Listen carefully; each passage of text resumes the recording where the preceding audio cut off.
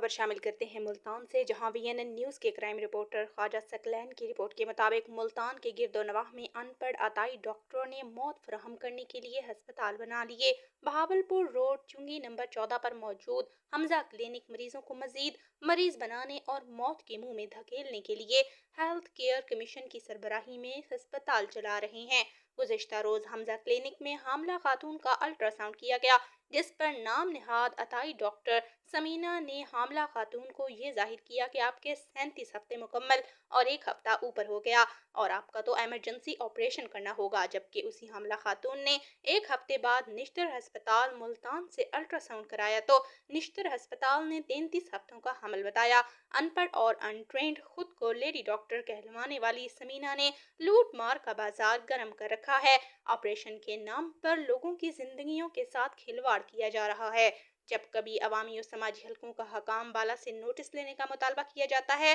तो महकमा सेहत मुल्तान की जानिब से चंद अहलकार हमजा क्लिनिक अमला को बजरिया फ़ोन इतला कर देते हैं कि टीम ऑफिस से निकल रही है और इस तरह ये अताई अपने क्लिनिक आर्जी तौर पर बंद कर देते हैं।